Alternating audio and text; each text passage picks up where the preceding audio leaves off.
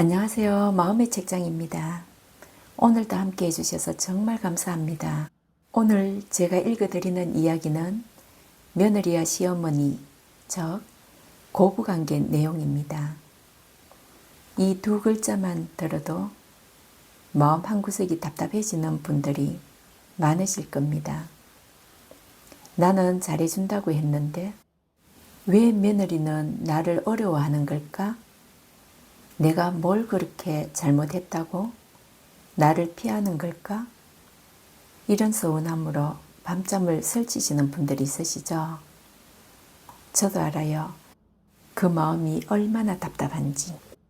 내 아들을 사랑해서 가족이 된 사람인데 왜 이렇게 가깝고도 먼 사이가 됐을까? 잘해주고 싶은데 어떻게 해야 할지 모르겠고 조금 다가가면 또 부담스러워하는 것 같고 오늘은 그 답답함을 조금이나마 풀어드릴 수 있으면 좋겠습니다. 자, 그럼 천천히 시작해 볼게요. 우리는 흔히 이런 말을 합니다. 며느리도 내 딸이다. 참 따뜻하고 좋은 말입니다. 근데 있잖아요. 이 말 속에 우리가 모르는 비극이 숨어 있을 때가 많습니다.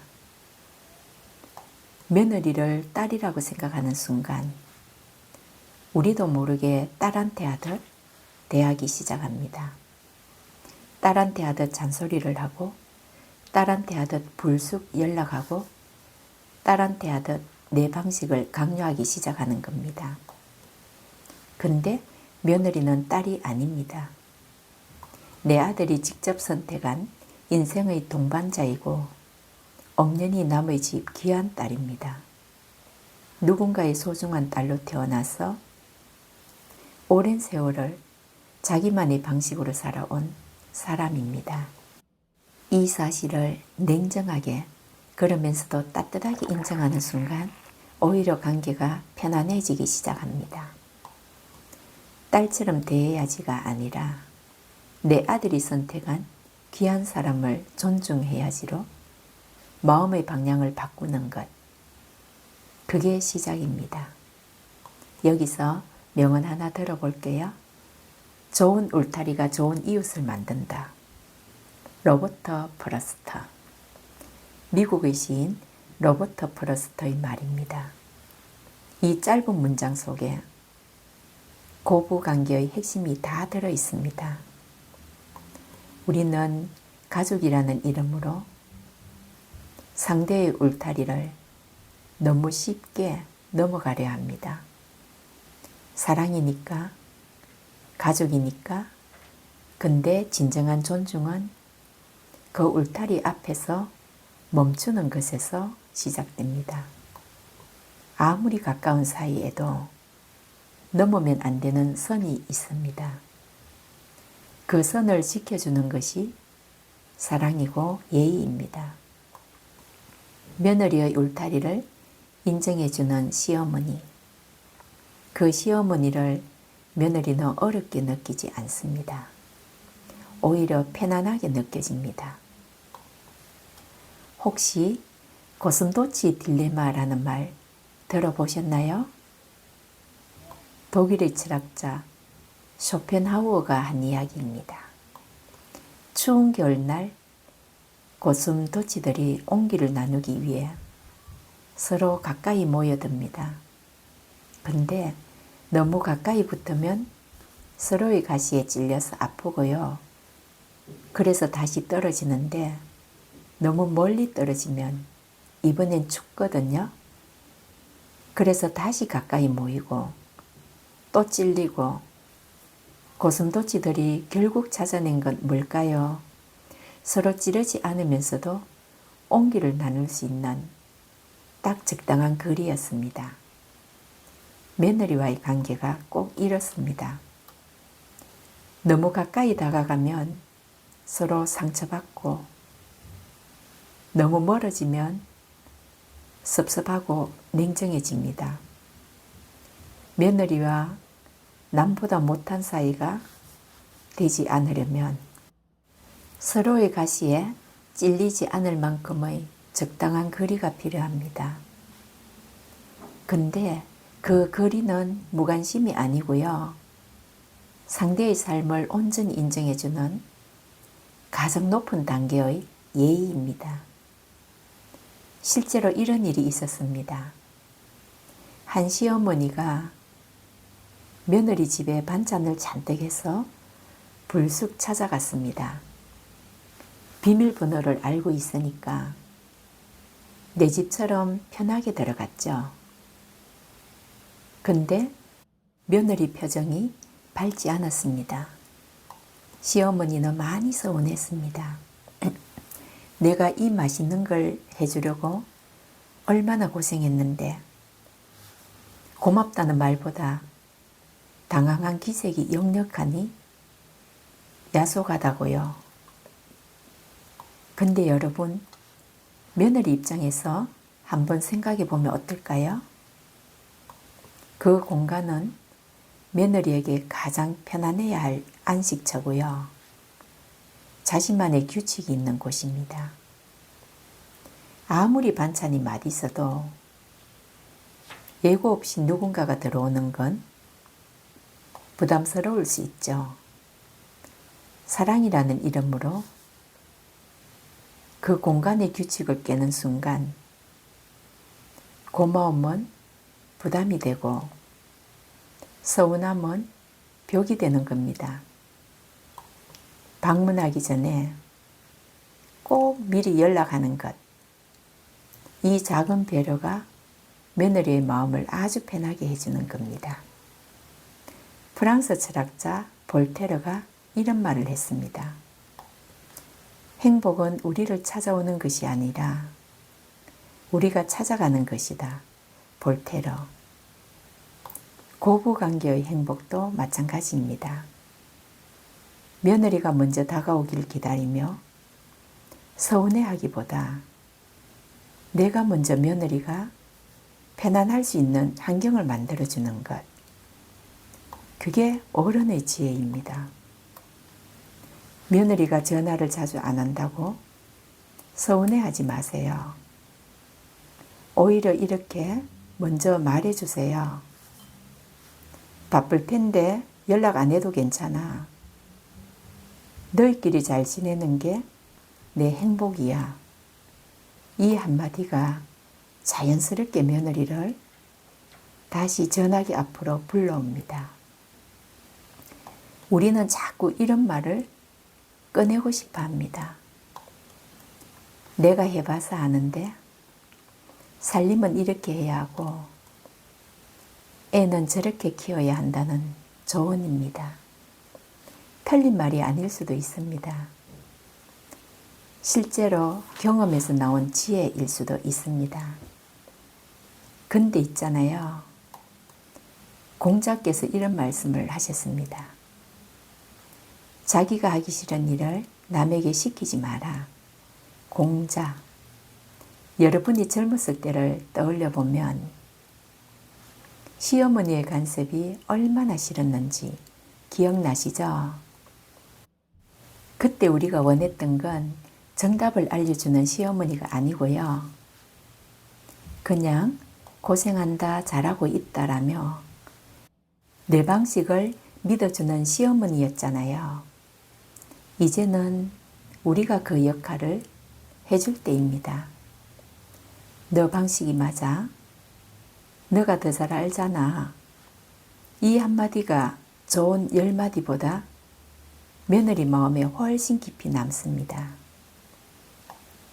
그리고 또 한 가지, 비교하면 관계를 망칩니다. 옆집 며느리는 이렇다더라. 내 친구 며느리는 뭘 해줬다더라. 이런 말은 며느리 가슴에 깊은 상처를 남깁니다. 비교는 나를 불행하게 만들 뿐만 아니라 며느리와의 관계를 회복하기 어려운 상태로 만듭니다.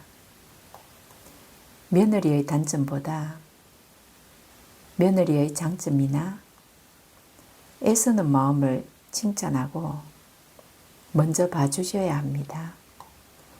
내 아들과 함께 살아주는 고마운 사람, 내 손주를 키워내는 대견한 사람.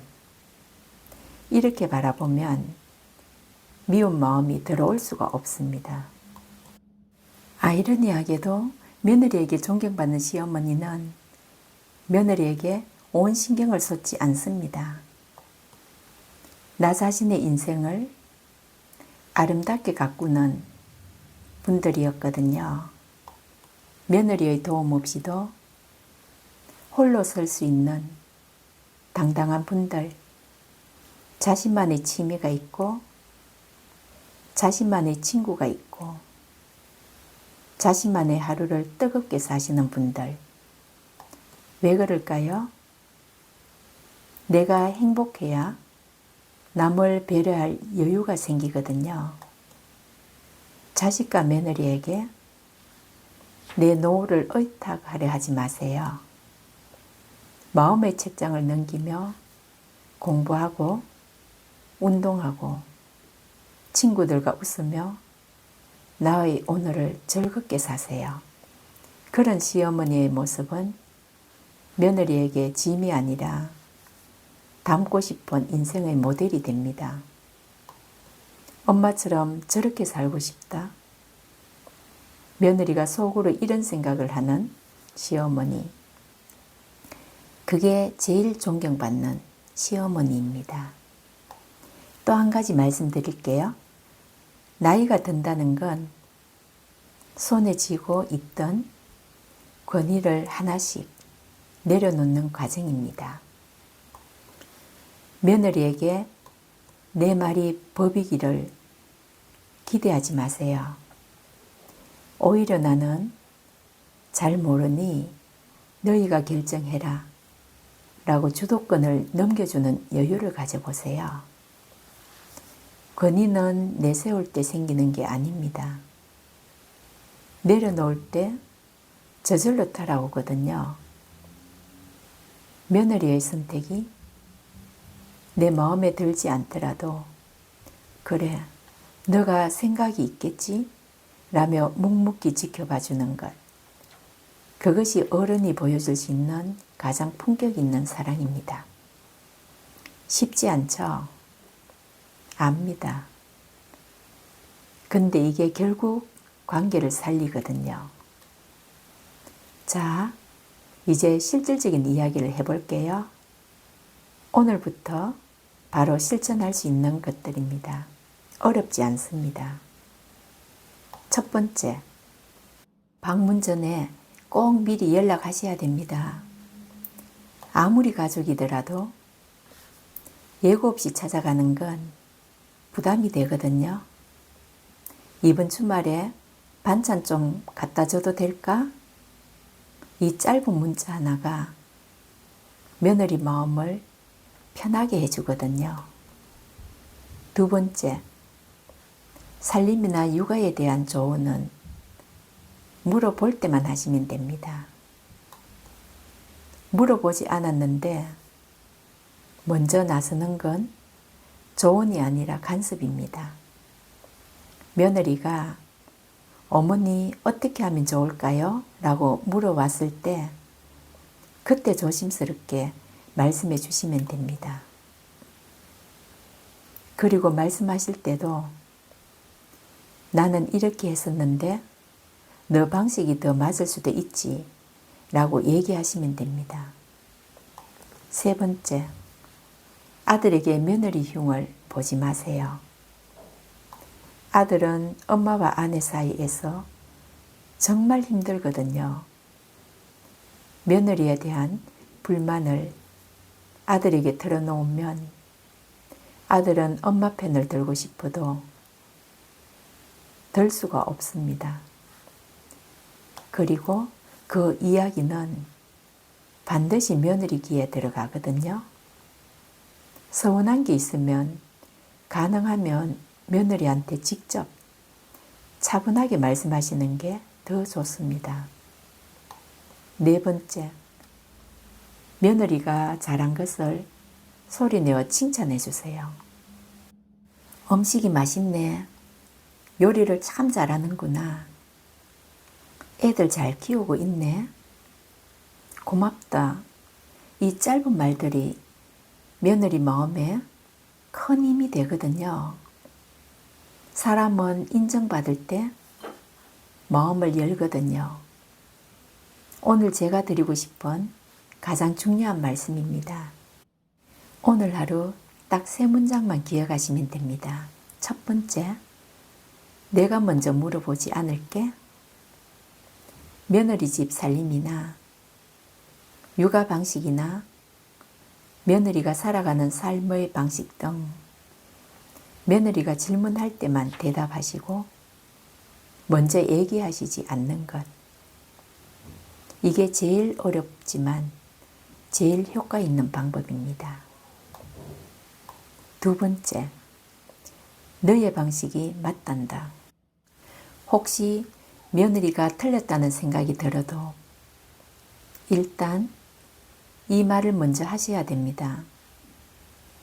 왜냐하면 내 방식이 정답이 아닐 수도 있거든요.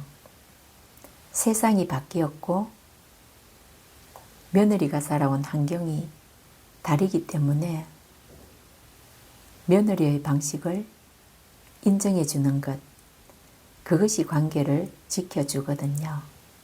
세 번째, 나는 너희가 행복하면 충분하다. 이 말 한마디가 며느리의 다친 마음을 여는 열쇠입니다. 며느리는 이 말을 들을 때 비로소 숨을 쉽니다. 아, 내가 뭘 해야 한다는 부담이 없구나. 그냥 행복하게 살면 되는구나 하는 생각으로 마음이 편안해지거든요. 세월이 흘러 우리 곁에 남는 건 며느리를 가르쳤던 훈계들이 아닙니다. 며느리의 어깨를 다독이며 건넸던 고맙다는 진심 어린 한마디입니다. 우리는 여전히 배우는 중입니다. 좋은 시어머니가 되는 방법, 품격 있는 어른이 되는 방법, 그리고 누군가를 진정으로 놓아주는 방법을요. 이게 쉬운 일이 아닙니다. 저도 알아요. 수십 년을 살아온 방식을 바꾸는 게 얼마나 어려운지. 근데 여러분, 이 영상을 끝까지 보셨다는 것 자체가 이미 변화하려는 마음이 있다는 겁니다. 그 마음이 정말 대단하십니다. 여기는 마음의 책장입니다. 오늘 읽어드린 문장들이 여러분 마음에 오래 남기를 바랍니다. 문득 외롭거나 흔들리는 날 다시 꺼내볼 수 있는 위로가 되길 바랍니다. 저는 앞으로도 이렇게 마음의 위로가 되는 명언을 들고 찾아뵙겠습니다. 다음 영상에서 또 뵙겠습니다. 구독과 좋아요는 이 채널을 계속 이어갈 수 있는 큰 힘이 됩니다. 오늘도 진심으로 감사드립니다.